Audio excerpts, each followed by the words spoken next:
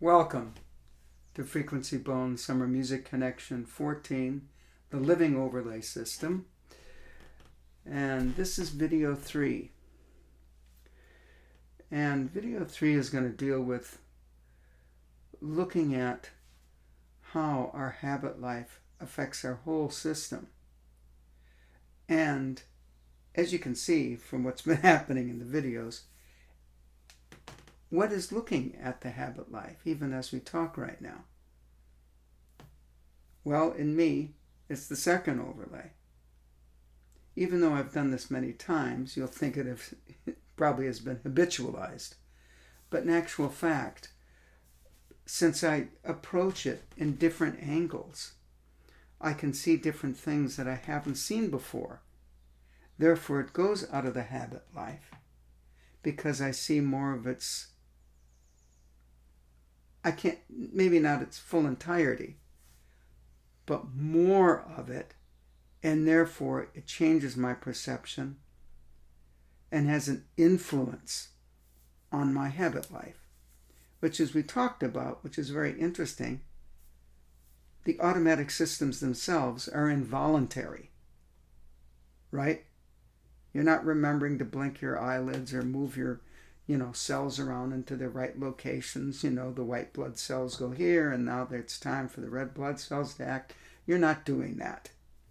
Okay, but when we're playing our instrument and living our lives, right, in the activities that we do, there's obviously an opportunity to do things at a different level that isn't just habit. Okay? At the same time, to have something ingrained in us as a standard and a principle, depending on what those standards and principles are, all right, can make a huge difference in how our lives are lived, because they aren't just mechanical. They have so many other qualities and values inside of them that it actually creates a circumstance of dependability, accountability, and responsibility that's built into us. And they create a habitat inside of us that's more alive, more aware, and can see things that are not going to be useful and maybe even destructive to what we actually want in our lives and what we want to put into life. And so, when we're practicing our instrument, for example, these same standards and principles, depending on what those standards and principles are, can be incorporated, can be integrated. In fact, every action in life gives us the opportunity to integrate what we're talking about here. Otherwise, it becomes just a weird intellectual badminton back and forth, and he can spew this bit of information and spew that bit of information. Even if it's true and has substance, if you're not walking that walk, talking that talk, being what you're saying you're going to be, or at least on a path to having more of what you want to actually be the case inside of you, then there's so many holes in it at that point that it doesn't actually have a lot of real substance. And what radiates from you is not going to have that full value. So, it's such a fantastic topic, the living overlay system, because it is life itself. It's life as we know it here. And all the things that I've been talking about, as I was trying to say from the onset, is not my opinion. It's not my opinion. It comes from a lot of knowledge from sources and people that have looked into life very deeply. And I've taken that into my own life and have made it more my own, just like everyone can do. So it's not me saying, well, you have to do it exactly this way. But it's pretty hard to deny what is actually hardcore facts.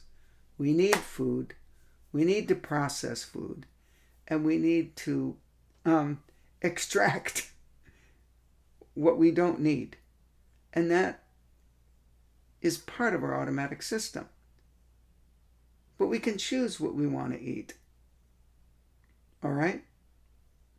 We can choose what we want to think. This is the incredible opportunity of being a human being with that kind of choice.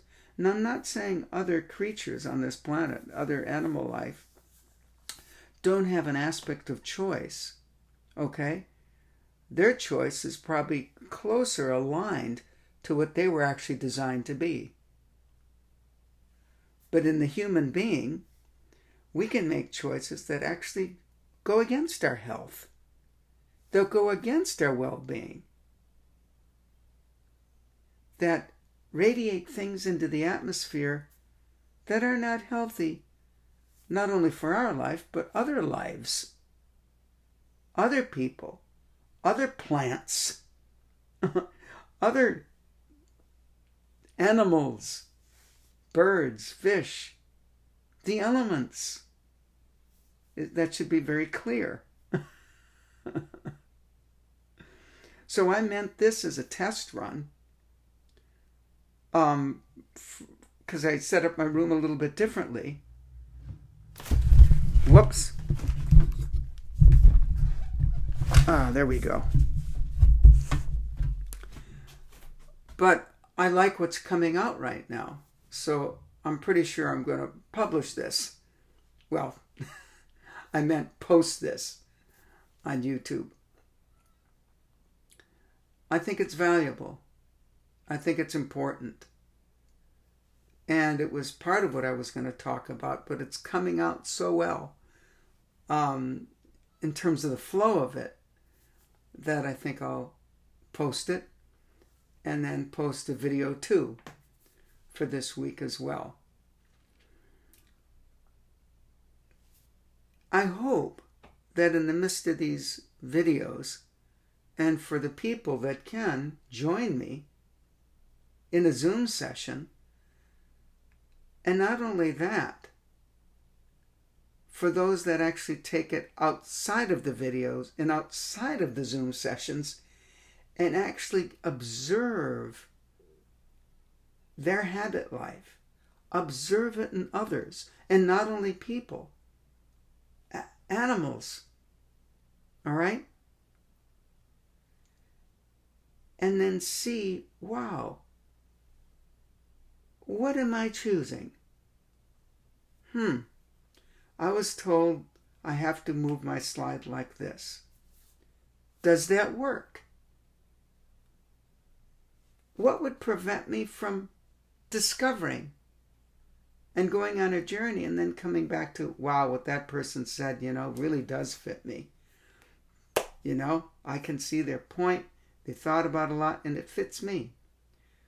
Wow, that person thought about it a lot and they sound terrific, but it doesn't fit my physiology, my semantics, how I put things together in my mind. And actually is a real big strain. So you don't have to do it that way. You see what I'm saying? So, this is part of being a human being, is to question for the sake of purpose. Question things for the sake of purpose, because you're on a quest. And if you're on a real living quest, then the approach will be so full of discovery. And, to tell you the truth, this even goes for, taking auditions. In the workplace itself, it still works. Because you're still going to have to be you, even though you have to fit into a certain paradigm. But you need to find the space within that paradigm where you can get the job done in a way that you can actually get the job done. Sometimes life takes us into a different direction because maybe we can't fulfill that paradigm. Now our natural systems say, oh, well, let's adapt. Let's do something else. And so if that's a natural part of our endemic, so to speak, first overlay system, what's natural to us? Which part of our whole landscape as a human being? Why would we want to block that out? It's part of us. That depends on how we've been living our life, how we were trained, how we were conditioned, how we were educated. We do come from a culture that has set up a first overlay. Okay? Everything has a first overlay. Even a civilization of people or a society, right? That says winners and losers, success and failure. And those become prison bars. Unless someone goes, just a minute here. I hear what you're saying, but that doesn't fit for me. That doesn't fit with my life. That doesn't fit with my principles. And sometimes, in fact, a lot of times, I've found all of a sudden you're in a situation and something doesn't feel right and you can't express it because in you haven't thought about it enough to actually sort things out in a way that puts things in their place, even if that place is temporary, until your growing in that matter evolves. And that's the beautiful thing. It doesn't have to be totally stuck. But what I have found in the midst of changing and moving and growing is that when something grows, something shrinks.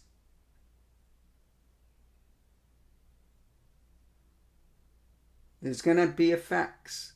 Something grows and something might diminish. You put your habit life in another direction, then something else that was identified in yourself as a part of yourself, that might start to shrink. And others might look at you and go, what happened to that person? Huh. They changed. They changed. Now, I don't believe all change is good or healthy. All right? You can have many physical examples of that. Just think about diet. Well, my diet, I've been under a lot of stress, so my diet changed, and I'm eating all fast food, and I'm putting as much salt and and other things on my food that I wake up incredibly stiff and arthritic. And that was a change that happened to me. And, right? And then you go, nope, that's not working. Oh, I wanted to have my sound really big, okay, because I'm in a situation where I need that with the players around me. And all of a sudden, you're starting to create a lot of havoc within your own playing, because you're going to realize within all this freedom and adaptability, there's also parameters. And it's how to work within those parameters and how to find another way to create what you want for what the circumstance needs,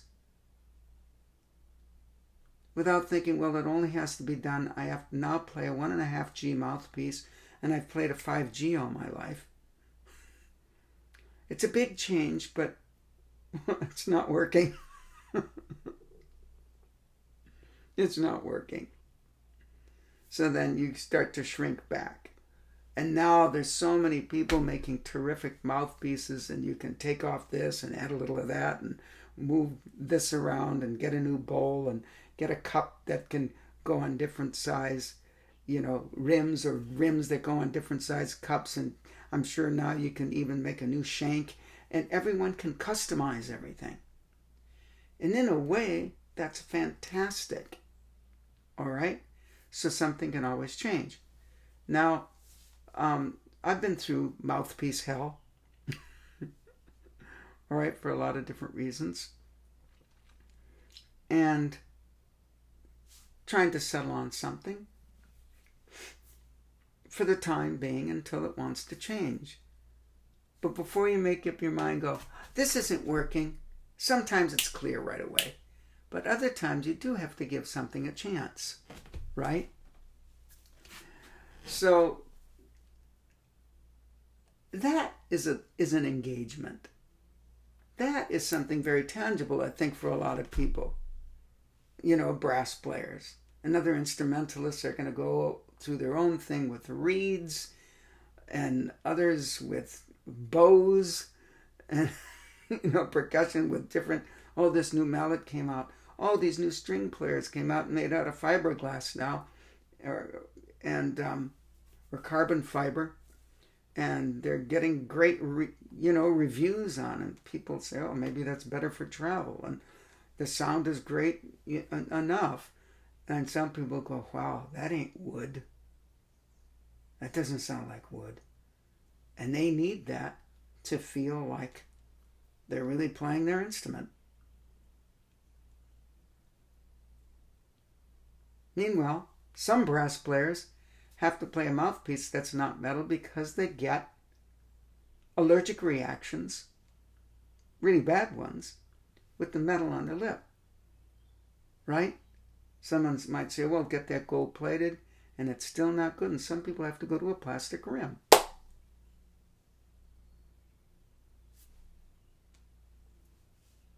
So there are always options, and sometimes the technology isn't where we want it to be yet in terms to get the options that we want, but there's a lot of that technology now that can help people in that realm.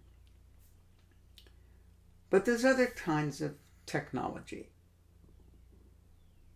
And this is where we'll get into a video 2 of what we're talking about this week